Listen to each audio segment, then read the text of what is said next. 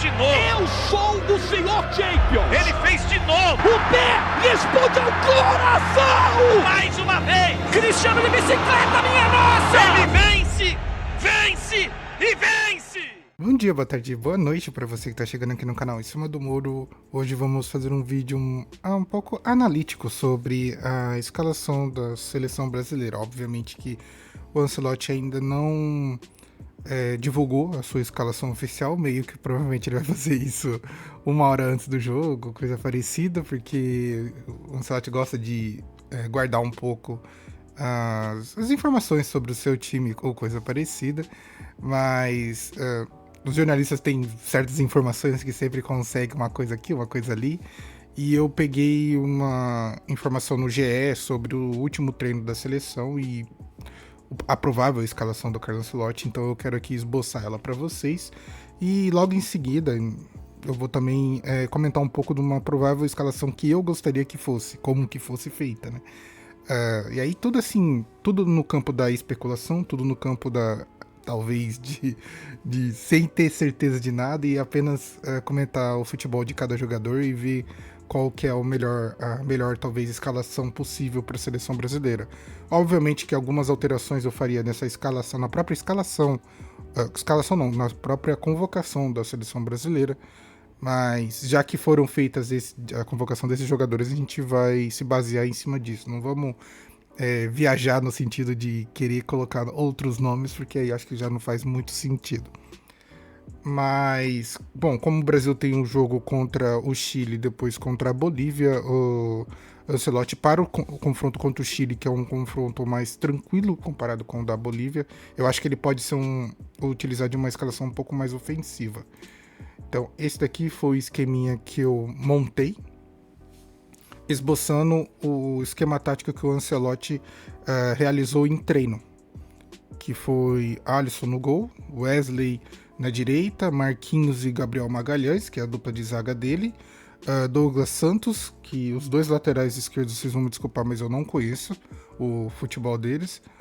No meio ele treinou com Casimiro e Bruno Guimarães, na frente com Gabriel Martinelli, Estevão, Rafinha e também o João Pedro. Então muito se falou, ou mesmo eu ouvi alguns tipos de comentários da parte, acho que do Ancelotti, ou mesmo da matéria analisada pelo GE, de que alguns jogadores do Ancelotti podem jogar talvez em outros tipos de posições. Eu vi muito, acho que foi perguntado a ele sobre o João Pedro, o centroavante, que talvez poderia atuar até mesmo como um 10. Então, provavelmente ele pode jogar com o João Pedro um pouco mais afastado, talvez, não tão lá na frente como ponto de referência.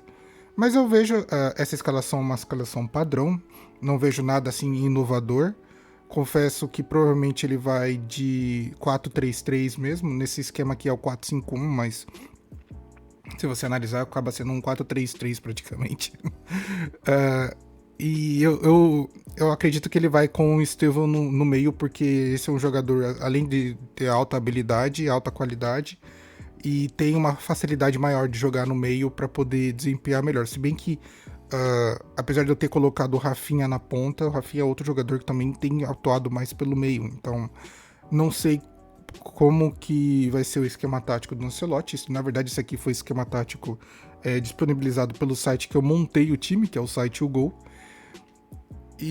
Mas são esses jogadores que atuaram no último treino que ele realizou. Então, eu acho que é uma boa escalação. Gostaria muito de ver mesmo o Gabriel Martinelli como titular, que eu acho que é um jogador fantástico. Porém, tem pouca oportunidade na seleção brasileira.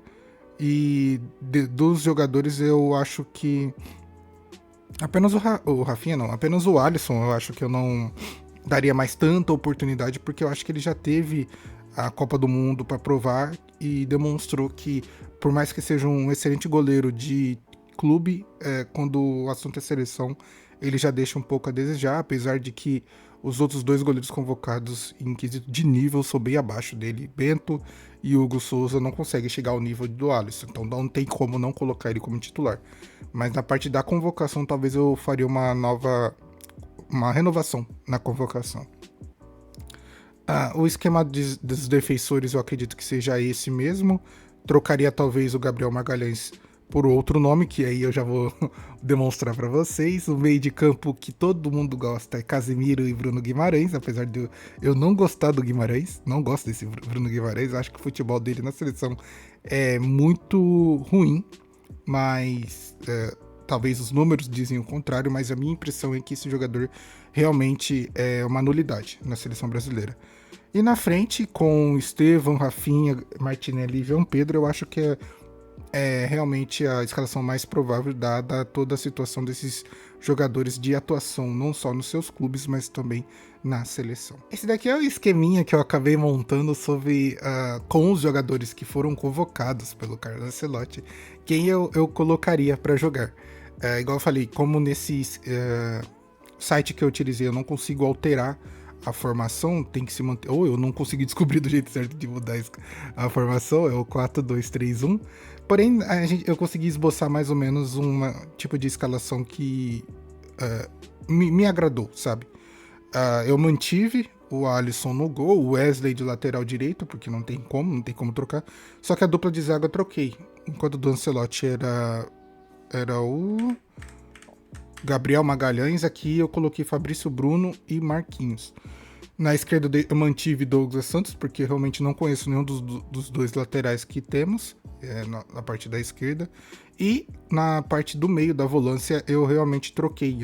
Como eu não gosto do Bruno Guimarães, eu coloquei o Lucas Paquetá. Então seria um Casemiro centralizado como primeiro volante e um Lucas Paquetá como segundo volante, mais como um articulador, que ele consegue fazer isso muito bem.